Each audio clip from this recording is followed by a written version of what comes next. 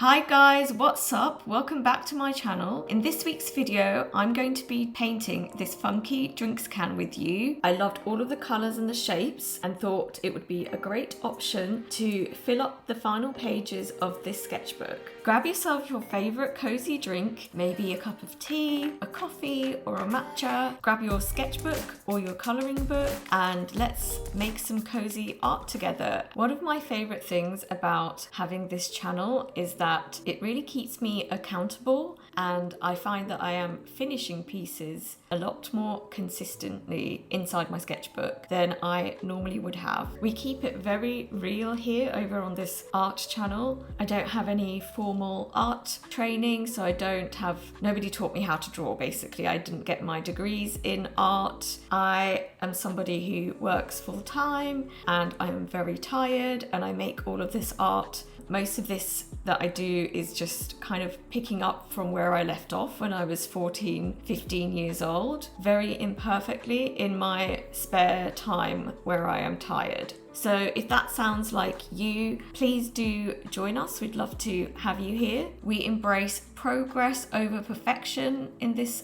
channel and over in this small artistic community. In my pottery video, which I will link up on the screen for you here, I actually received this lovely comment from a viewer that I will pop on screen for you so you can see for yourself. But basically she says that she loves that I went back to pottery after 20 years and that she was doing the same. To be honest, when I put that video out, I hadn't really been thinking that way. I had just been thinking it's just something that I've always wanted to do, and I've never had space or time or resources to do it before. Once I realised actually I'm in a place where I can do this, I went ahead and took my opportunity, because obviously there's never going to be a perfect time to make art. There's never going to be a perfect time to try that thing you've always wanted to try. There's always going to be excuses or reasons in your mind. So you just have to kind of wing it and find the best time possible, because now is kind of all we have, all we can work with. We don't predict the future, and we don't get in our time machine and go back in time, do we? But I loved how positive her message was, and that she had all these creative passions that she had to pause, because most of us have to get on with our lives and take jobs that might not be artistically fulfilling but are very realistic for our lives, and there's nothing wrong with that. But it honestly brought me so much joy that she also told me that she's also returning back to art after 20 years, and that it's actually something to even point out. I was talking to one of my best friends, and she was saying to me that in the whole time of our relationship, she hadn't realised that I even loved art, because in the 10 years or so that she knew me, I was trying to get all of my degrees finished and working other jobs to get those degrees and trying to break into my industry, which is photography. And then in my spare time I was socializing and seeing friends and family and traveling. So she had no idea I even loved art, because I had to put it on the back burner. And maybe you can relate to this. I'm sure there's people that you might meet who, especially if you're from a corporate world, they might not necessarily assume that you love art, or that you not only love it but love to practice it. Just because people can't see on the outside that you're this very creative person on the inside, it doesn't invalidate your creativity. That really and it doesn't mean that you've stopped being a creative person just because if art isn't the thing you are studying, you're moving around a lot.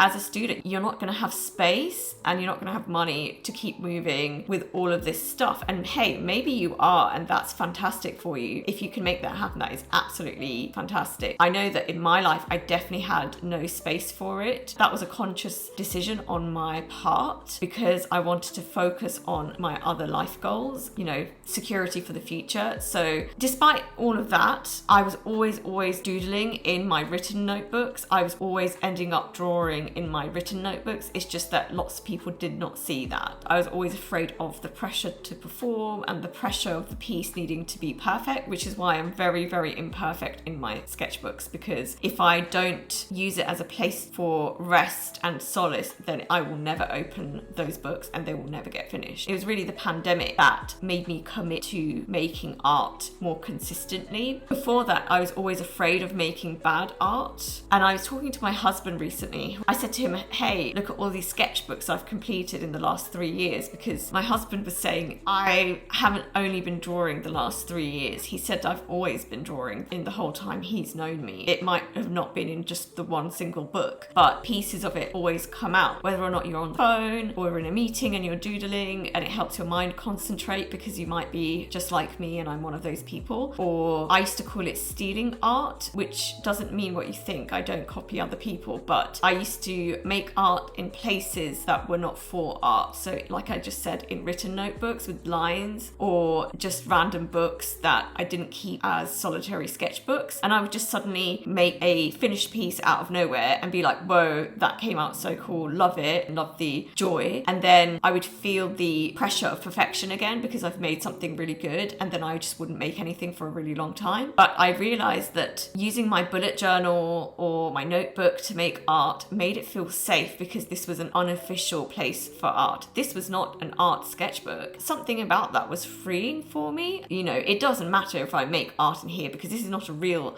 art medium. I realized ultimately it really annoyed me that my progress and my joy was spread across all these different notebooks that I had no idea where they were and like in what order I did everything. And I kind of just really wanted to dedicate myself. I had waited my whole life to make art, and I'd finally given myself that life. So it's time to make art. Do you know what I mean? All that to say, I just thought that it was really special that this viewer left such a lovely comment. I just love that I've just met someone completely random who is mirroring my journey. I think that's really cool. It really solidifies what I'm doing here. I hope that's not too philosophical for you. I am just here like doing a chill drawing of a literal can. I love bright colours in my artwork. I'm actually using Japanese watercolours here, which are of a thicker opacity, so they actually come out more like gouache, but they're not actually gouache. The consistency is still watercolour. You might also think like, why are the colours so muddy? Well, for probably a good year, I just did not use this palette at all because I was just too scared of how perfect it is. I received it as I think a birthday or a Christmas present from my mother-in-law and her husband. Loved it, and I think I swatched some of the colours and then got too afraid to use them. And then recently I was just thinking I need to like set a timer and just bash some painting out because otherwise I'm never going to use this palette. And I'm so glad that I did that, because now I'm not fearful about using this palette, and that's got me actually using it, which is what you want, because that's how you make progress in your art. I've asked my viewers and my students and some friends to send me their creative questions for me, so I'm gonna answer a few of those for you here. Thank you to everybody who sent in a question. The first question has been sent in from my student Jessie, who is from Florida. She's asking, how long have I been drawing for, and what's my favorite thing to use to draw? Great questions, Jessie. I think I've been drawing ever since I could hold a pencil. One of my earliest memories is being at nursery when I was 3 years old, asking the dinner lady who would come and join us in the playground to draw me some of her ships. She used to draw me empty ships, not actual ships, little sailboats. She would draw me a page of sailboats that I could then colour in. And I remember I would go and get the clipboard and the pencil and the paper and excitedly run up to her and kind of just look up at her and hold out my clipboard and my pencil, and she would just be so happy and smiley and looking down at me, and she would draw those sailboats for me, and I would just be filled with utter joy and energy at the thought of like walking away and colouring these in. And this is at a time where everyone is outside and running around. I had my priorities straight from the very beginning. My favourite thing to use for drawing is pencils. I just love coloured pencils. I don't use traditional pencil and eraser, and I don't really use much graphite or charcoal. I literally just draw with coloured pencils, which I have noticed is a bit weird sometimes for people. I go to a life drawing session in London and nobody there draws with coloured pencils. Everyone does fine art work, so they're using graphite white or charcoal or paint and inks. There's even a lady who does these cool collages, and I just don't know how she does them so fast. I'm there, I usually pick one colour for that class before I leave for the class, and I will use that one pencil throughout the entirety of the life drawing session, and I will do all of the drawings with that one coloured pencil because that's what brings me the most joy. And I'm actually really proud of myself because when I was younger, I was very afraid of going to life drawing with just pencil because the lines are so precise, especially if you're drawing in coloured pencil and you cannot erase it. Lots of people in that class erase everything that they do, but a teacher once told me that erasing is cheating and you learn a lot more from not erasing and kind of living with your lines. So I've always just embraced not erasing and not being perfect, basically. And it's also really useful for me to be there because if you just saw the end drawing, you might think, hey, that person just drew that making no mistakes, but actually they're just constantly erasing out their lines. I just don't have the patience for that kind of drawing. The only time I would erase is if I was doing some kind of final artwork and it was for a client or for something super important. But I just generally in my style, I like to embrace what naturally comes out of me, and I don't like to erase a lot because I feel like then you just get trapped constantly erasing your work and you can get stuck in negative self-talk. And then when you look up from your paper, everyone might have finished their work and you're still erasing that first line you drew. And so for me to avoid that kind of rabbit hole, I just changed the way I make work, and from the age of 16, and ever since then I've never really erased anything. The next question we have is from Lewis, and he asks, how do you know how to mix the colour so it matches the colour of the subject? Because he doesn't understand how that works. It's just many hours of trial and error and playing with paint, but also you learn it through colour exploration. I've been told by an illustrator that I'm very brave with my colour choices or bold with my colour choices. And I guess that means not everybody uses bright full saturation colours in their work. But for me, that's kind of where my joy comes from. So I don't like to use realistic colours in my work. I am drawn to brightly coloured subject matter. And the other part to this is I teach myself colour theory quite a lot, so I'm just obsessed with colour theory. I even teach courses on colour theory to my students. So having that base knowledge, I wouldn't say I have in-depth knowledge because like I said, I didn't go to university for art where you would do more of the drawing drills and kind of, you know, the drills that teach you how to draw a circle over and over and over again. And you do these drills to draw the straight line over and over and over again. And these kind of drills in just a normal pencil is kind of the slow hours, many hours, I mean thousands of hours of work that lead to your style being fine art or photorealistic. But it's not something that really brings me a lot of joy. I do drills occasionally, and I do think you should do actual studies, which is why I go to life drawing, because that is more of a traditional way of learning how to do art. It's not taught, so it's all self-taught.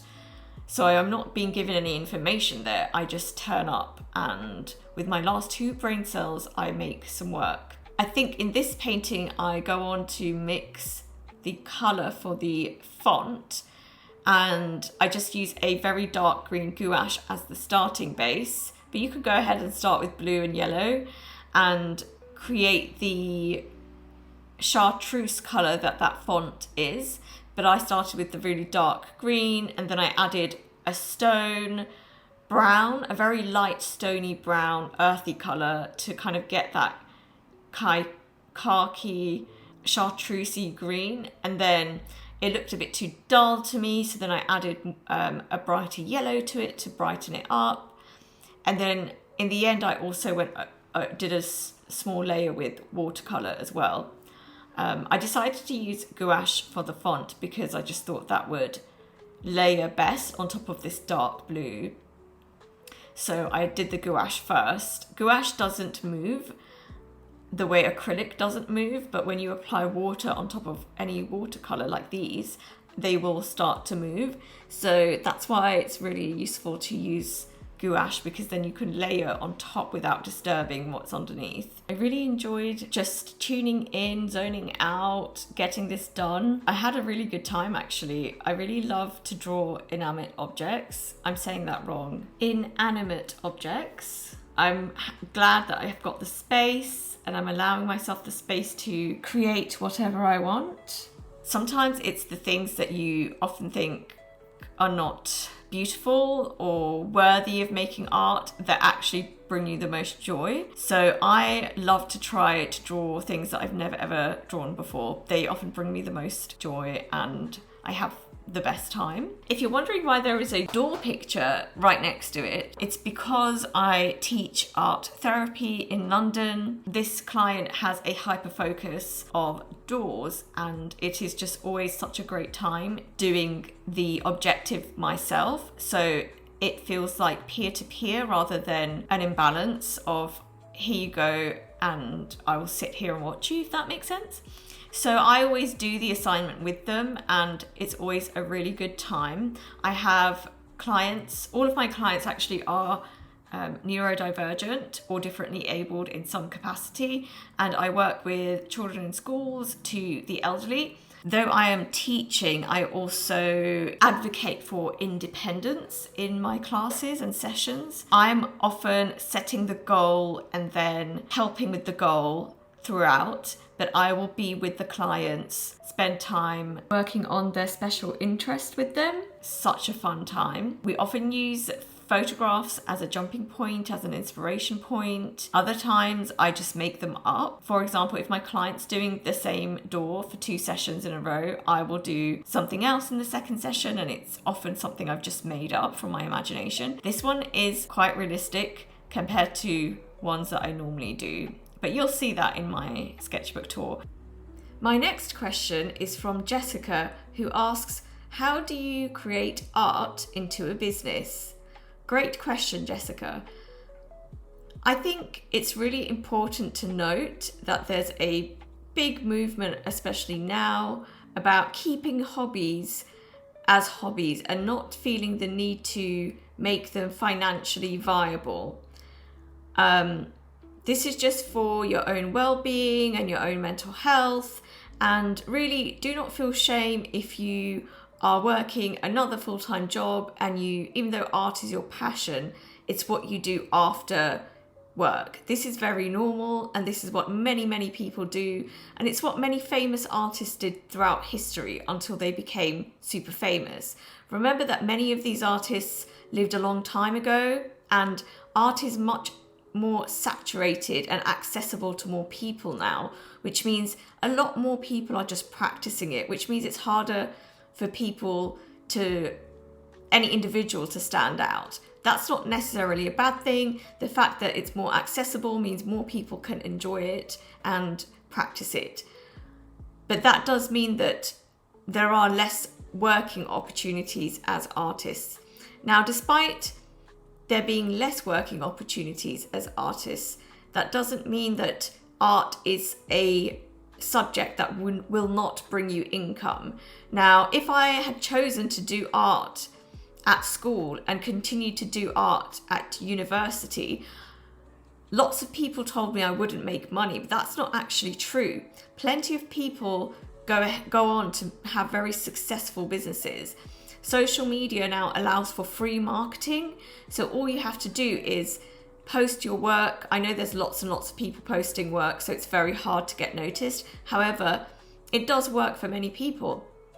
And you see some people who become famous just from posting their work on Instagram. And there's one in particular, I don't remember her name, I'll try to put it on the screen. But she makes very simplistic illustrations of everyday life that are supposed to be very real and unpolished, such as being on the toilet, for example. And now her images that are, very small, they sell for $10,000. So it's all about whether or not people connect with your work. So I would say really try to stay very authentic to who you are. This is the other thing. This is why I'm talking about realistic art and non-realistic art.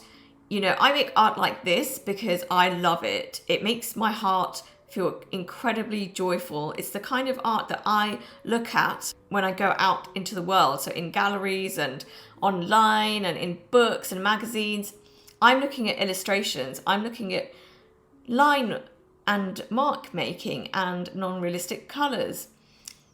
And a lot of this is stemmed from Impressionism, of course. That is my favourite era of art.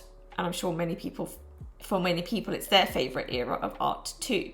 Illustration is often not really held in spaces like galleries, unless you're Beatrix Potter, and then you get to have, you know, the illustrator for those books. They were all in the V&A recently. But do not feel dismayed, and do not let anybody discourage you from making art your job if that is what you truly want to do. I would say really contemplate what it is you want to do with your time, because making an art means that you also, it depends what kind of business you go into, but for example, if you sell your prints and it's just you, then you spend a lot of time packing those prints, printing those prints, going to the post office, doing all of the back end of the business, and really understand if you want to do all of that, or if you just want to make art for fun and you'd like to have some other job to bring in an income, because obviously we need practicality as well. But there are many avenues. People on social media, like I said, they open Patreons. You can open a newsletter to everybody you know and send them updates every month. Substack now offer a paid subscription fee, and as does Patreon. Lots of people live off Patreon, and you could just send out a little print, a little sticker, a little bookmark every month to all of your patrons, and essentially you have a month's income coming in. You can also take commissions, build and network. You need to go out there and tell people you're actually making art. I think the main takeaway is you cannot be, well, you can be shy, but you cannot be shy in your approach to make money from art. With photography, I am a photographer. I do have my own business. I just networked. I just went out there, told people what I'm doing. I have a portfolio. I've got one on Squarespace. This is not an ad, but they are welcome to sponsor me. I've had a Squarespace website for a very long time, and big clients will just go on there, have a look at my portfolio, know that they can trust me because I've worked with other big clients, and then they also get to see your style, which is exactly the same for art. People really want to see your style. So just keep making a lot of art that you like to see, and don't fall into the trap of making realistic art or hyper-realism art, or, you know, paintings that look like photographs just because your neighbor looks at it and thinks that's cool, because you will never ever sustain a long-term business if you don't enjoy what you are doing. Okay? And remember, you can always take a photograph, so you don't necessarily need to then go ahead and draw something that looks like a photograph, unless it is what truly brings you utter pure joy. In that case, absolutely, you should be making that. And just go out there, shout, tell the whole world, go to networking events, go to events that you don't even think are related to art, and just tell people. I have business cards. I know they're a bit archaic right now because everybody just follows each other on Instagram, but I found that they come in useful still in this day, and it's a physical object that they can, you know, people can find in their own space, and that's another reminder that you exist. So I really do hope that you pursue art if that is what you want to do. And no, you are never too old. Even if you're 50, 60, 70, you are never too old to start pursuing art. Never. If you're 25, I know it's normally young people who think that it's too late for them. No, it's never too late. The only time it's too late is if you are having the last time on earth and you're like, damn, I wish I really did that thing that I wanted to do. That's the only time it's too late. So you don't want to be that person. You want to go and watch that sunset, eat the ice cream, make the art. I really hope that that was helpful in some way. And yeah, I feel really passionate about people pursuing what they really want to do. And also remember that we live in a very materialistic world where people think having a big car and a big house means something when it really doesn't. So if you are happy with making art, then maybe just make minimum wage and just live, if you're okay with it, live in a small space, and that gives you the most independence to then make lots of art. Just hit your minimum wage target, find out how much you need to stay alive, earn that much, and then spend the rest of your time making art. Yeah, and just, you know, I wish you the best of luck. Keep dreaming and keep loving what you do. Keep your passion alive, because that's the most important thing. And lastly, we have a question from my student Victoria asking about what today's YouTube video will be. I really hope that you have enjoyed watching this YouTube video, Victoria. I hope it was everything you wanted it to be, and thank you so much for watching every week. It means a lot to me. I really appreciate everybody who left me a question. It was really fun to answer them for you all, and actually I didn't think I would give the answers that I gave, so it really got me thinking, and I had a lot of fun talking about art and talking about when I was 3 years old learning to do art for the first time. This sketchbook is now almost finished. Thank you so much for coming along on this journey, filling another page of this sketchbook with me. We are one step closer to finishing this thing. Let me know if you enjoy doing cozy art as well, and do you like drawing inanimate objects? Because I had no idea that I did until, you know, a year ago, and now I love it. Let me know what you think of how the piece turned out. What would you do differently? Is there anything you would add to it? What's your process like now that you've seen my process? If you'd like to see me try something in these videos, if you have video suggestions, leave them down below, and leave any tips or tricks or knowledge in the comment section for each other. I love that we are growing this creative community. I appreciate you taking the time out of your day to watch this video and spending time with me. I hope you have a great rest of your day. Don't forget to hit subscribe and leave a comment down below, and I will see you again very soon next Monday. See you then. Bye.